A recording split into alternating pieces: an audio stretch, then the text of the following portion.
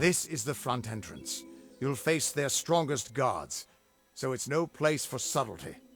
Find their scrying mirror and smash it. I'll slip in the back and make sure none of them escape. The eyes of Tirnak are two immense prismere mirrors. Long as the Tuatha have them trained on you, they'll find you anywhere. The Crystal War, they've been calling it. 10 years ago, the Winter Fae turned violent and attacked us in force, calling themselves the Tuatha Daon. They say it's their sacred duty to cleanse the mortals from their lands. Naturally, the humans and Alpha who live here aren't so happy with that plan. It's been going back and forth for years. Where there's war, there's soldiers nervous about their fate, and that's where I come in. Thanks for giving an old man another chance. It's good to know I've got a future again.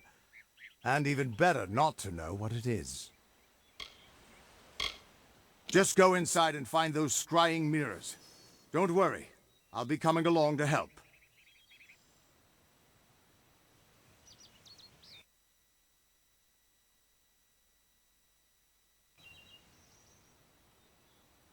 Good luck. I'll see you inside.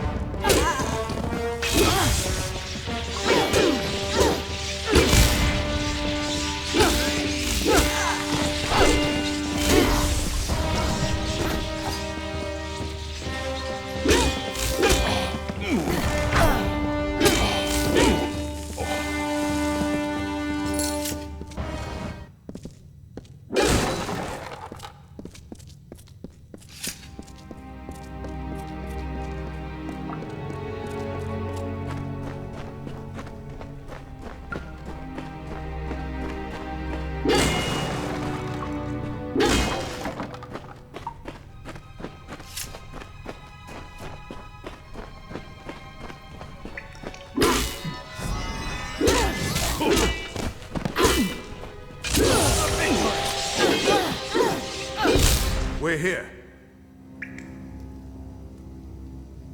Not until you smash those mirrors. It'll keep them from tracking you all over Dalentarth. Good luck.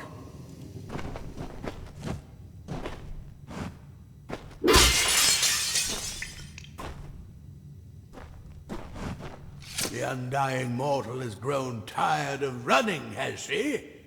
Decided to fight back? Can you tell me the difference between a creature of nature and a child of dust like yourself?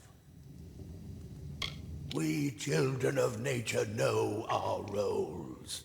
Meek and mighty, prey and predators, life and death, all serve the cycle. You children of dust do not know your place. You come into our land. You come to face your hunters. And you don't know when to die. You shall learn. In time, all mortals will know the might of Gadflow, blessed herald of the merciful Tyrnok. All mortals end, even if some are more persistent than others. At least the Tuatha won't be able to track you so easily now. But it looks like you've got the personal attention of their king, Gadflow. If you were anyone else, I'd suggest you start running and not stop for a few years. But you might just have a chance. You're doing well, so far. You've blinded them here, and they haven't killed you yet. And much as I hate to say it, you'll need to take Aelin Shear up on her offer of help. The Codex of Destiny should hold some answers for you. For all I know, you've already met her in the House of Ballads. But it sounds like she's the only lead now. Gadflow is just some trumped-up fae who started hearing voices, I gather. But a crazy with an army is still a threat, sure enough. The Destiny Stone showed us the tapestry of fate, but your power must have consumed it all. Everything except the wisdom at its core, the Codex of Destiny.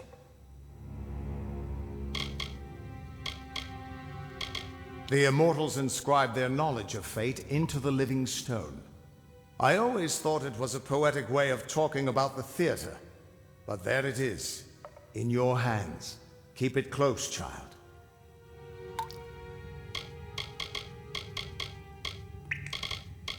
Whoever that Aelin Shear is, I don't think she's our enemy. If she wanted us dead, she could have killed us while we were weakened. But she's still trouble. Reminds me of a dark elf who left me half naked and tied to a bar guest once. Now those were the days. We should be able to get out this way.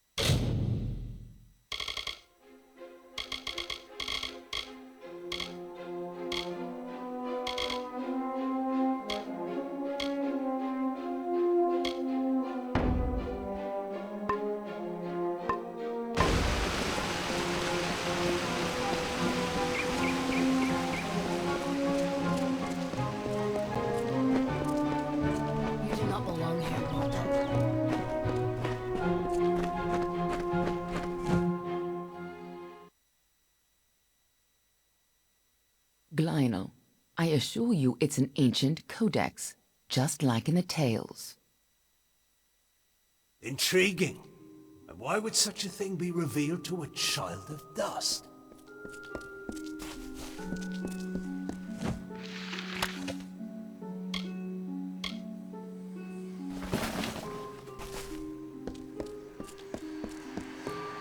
And here I was beginning to think that you'd never show up. This is Lionel, lore master of the House of Ballads. Give the codex over to him, and he may have your answers. I'm a woman of many talents, and we're all taught that we must use our talents for the greatest good, right? For a long time they were content to keep to their play of the summer and winter courts.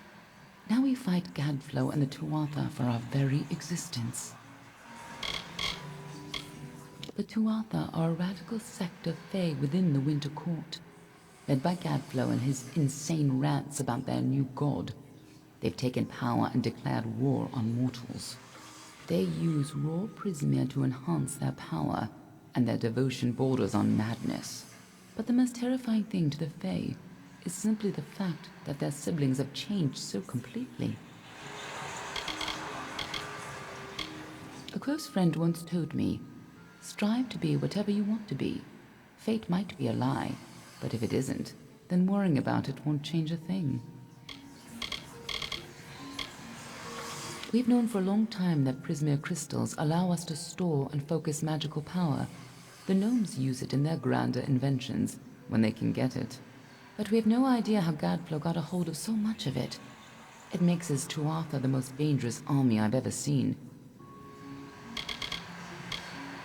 The Summer Court, or the Seelie Fae if you prefer, embody the growth and energy of nature, but they can still be as aloof and uncaring as a brutal summer day. The current High King of the Fae is Titarian, the wisest of the Summer Court. While Gadflow has undermined the Winter Court, he tries to keep their cycle in balance. The Codex of Fate is no simple lore stone. It's more subtle and complex than any mortal could comprehend. But a lore master of ballads may be able to interpret it. The Winter Court, or the Unseelie, embrace the destruction and decay of nature. They aren't evil, but they aren't exactly the best of friends. Normally they share power peacefully with the Summer Court. But since the Tuatha have seized power, there is neither peace nor predictability.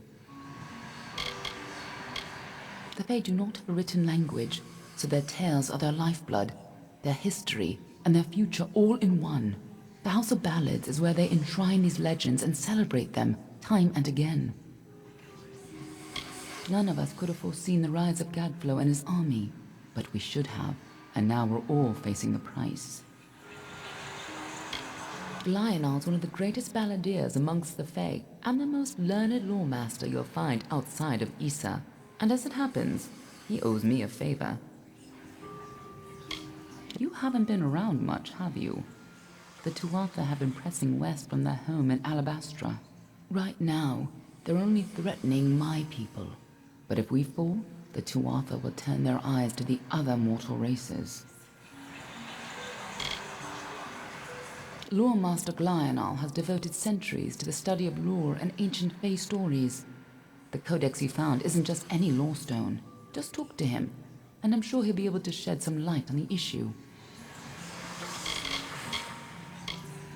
Titarian isn't quite what you'd expect from the High King of Summer, but he hasn't got the arrogance of his cousins, or their cheer. Ever since Gadflow killed the High King of Winter and started the war, Titarian has become distant and melancholy, and blind to the dangers around him. Be on your way. You must be Lady Shear's friend. She speaks very highly of you. An occasion rare enough to be worth recording in its own right. But let's see this codex.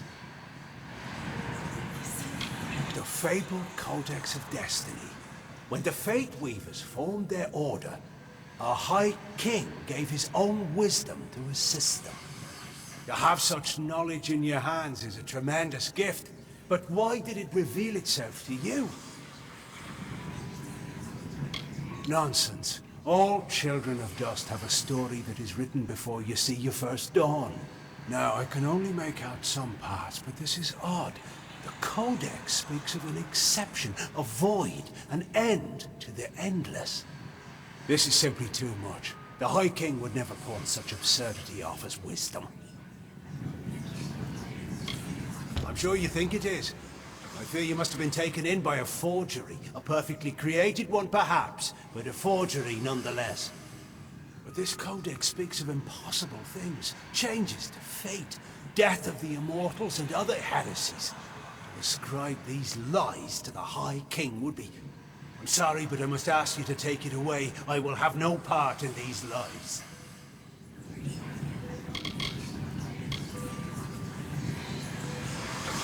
The role of the storyteller is the most important to the Fae in the Court of Summer. He watches the telling as it unfolds. His gaze is not on one ballad, but all of them.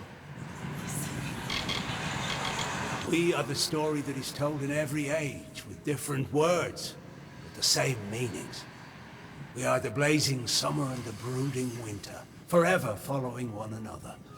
We are as we have always been and shall ever be, no more and no less. Every creature has its story. The wake it leaves behind in its travel, that is a telling. It is a narrative of defeats and victories that give every life meaning. Our Fae telling goes on from creation deep into the hidden end. Until then, we celebrate the small songs, the ones that celebrate the spring in which we find ourselves.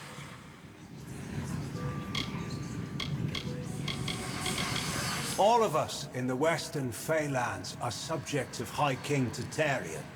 Our presence maintains the natural balance, bringing the green of spring at winter's end.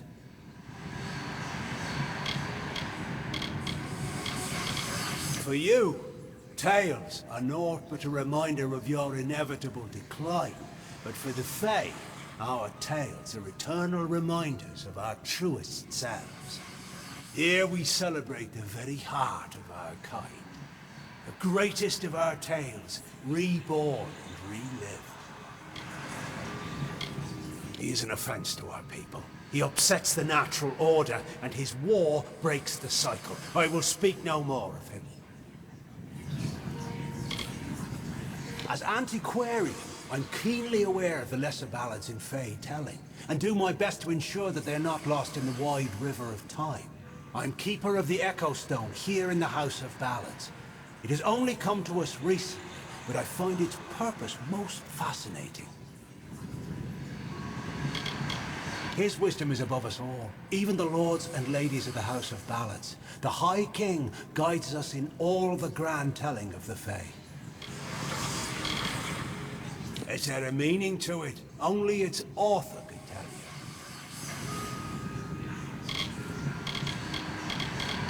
It is a new relic crafted by several of our most attuned Fae mages.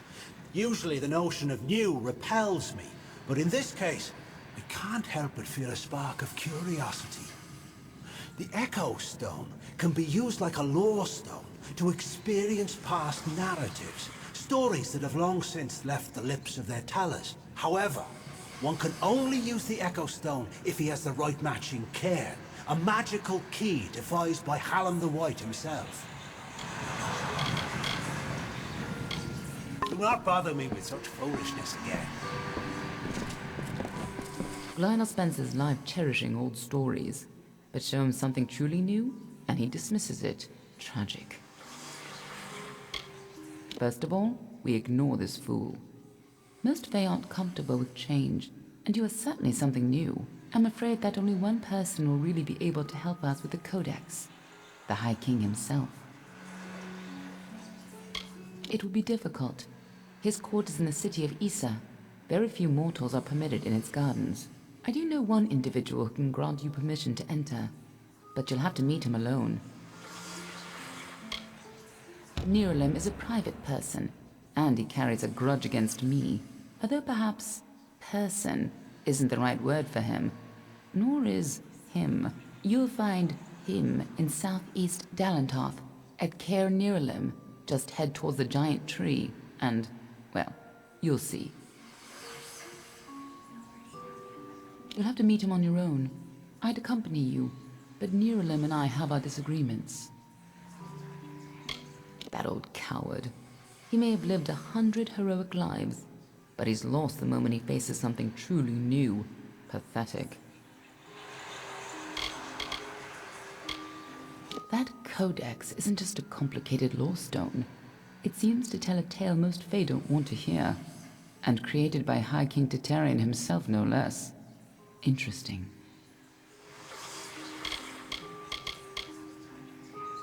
Nerolim is the oldest living mortal. He remembers the time before even the Fae called these lands home. You should see how they cherish him. He rarely grants an audience to visitors. His tenders say he knows the future as well as the past. It makes him very particular about what he says.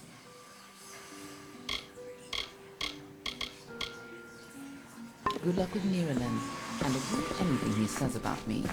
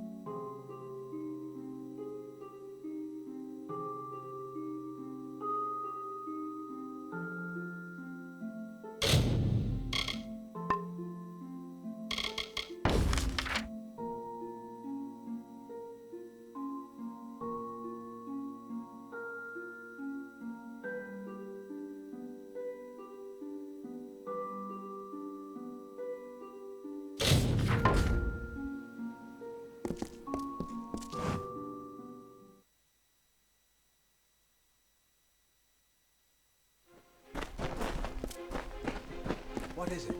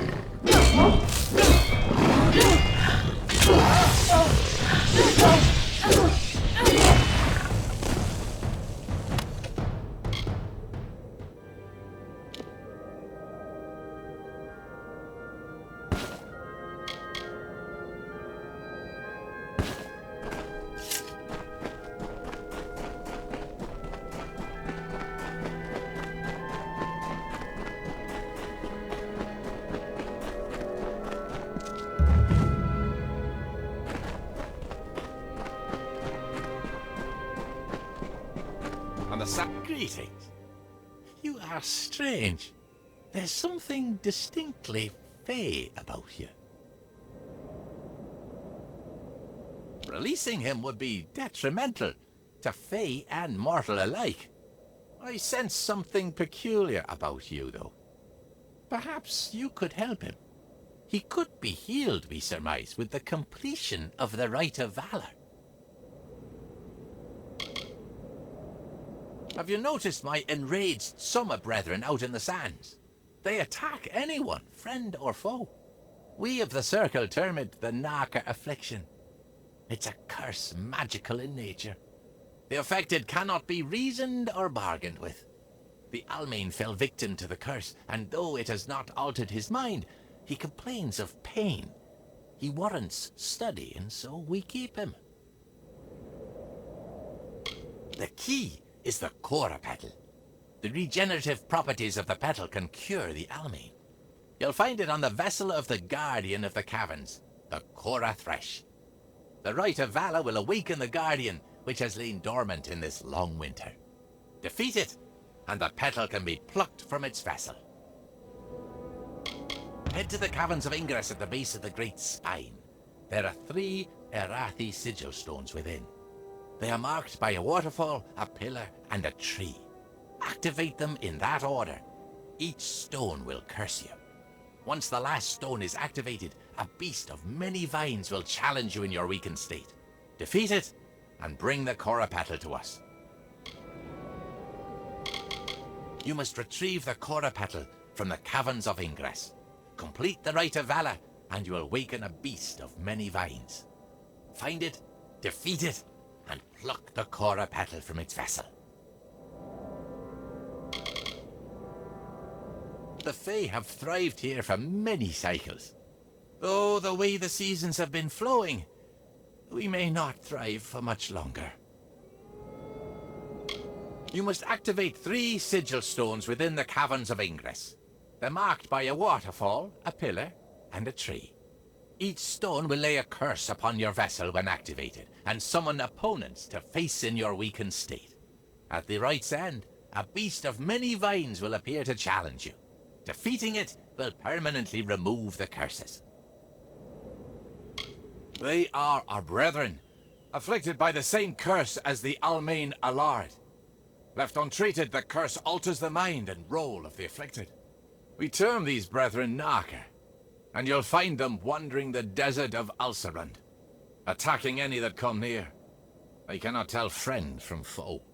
It'll take some time before it's safe to walk the sands without a resolution to this dilemma.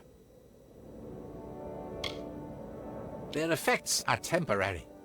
The curses will vacate your body if you begin the rite, and then leave the Caverns of Ingress.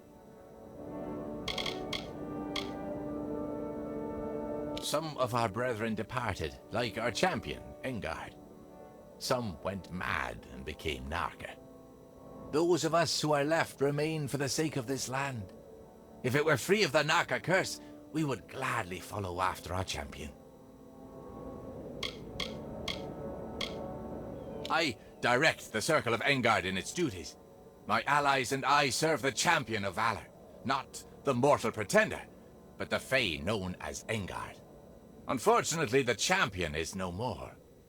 Not since his defeat in the arena by mortal hands. The Fae champion of valor, Engard, was defeated in battle years ago at the House of Valor by a Varani warrior. In accordance with Fae tradition, control of the house passed to that mortal, and the Fae were forced to leave. We have confidence that he'll appear in Amalur once again. Every Fae is compelled to perform a function, and reigning as champion was Engard's role. When the champion returns, the Circle of Engard will take up arms once again, and our rites of combat will shake the earth. We realize our presence in Datir is rapidly diminishing. If we can re-establish the tradition lost with the House of Valor, perhaps we can still stabilize our presence in this region. We have waited long for the champion to return. Narca must be stopped.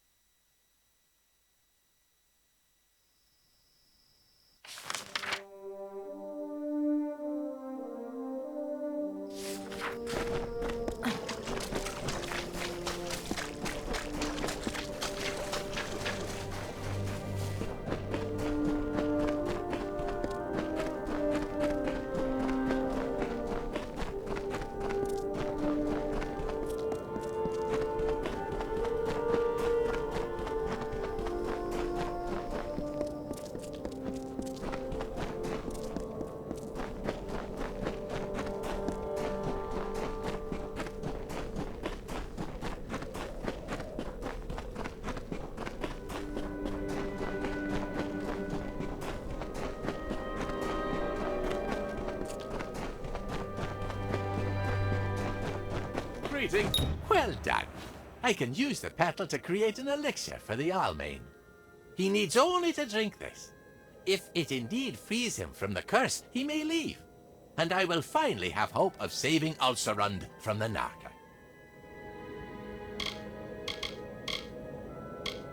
Exercise caution in Ulcerund, traveler. The sands are unkind to mortals.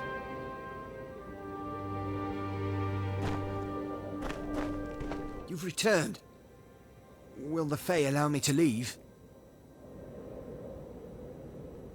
They'll let me go if this works. Fine. I'll drink anything at this point. I can feel the curse leaving me. I'm not just saying that so I can leave. It's like a fever's breaking. I should get back to my wife. Thank you again, and farewell.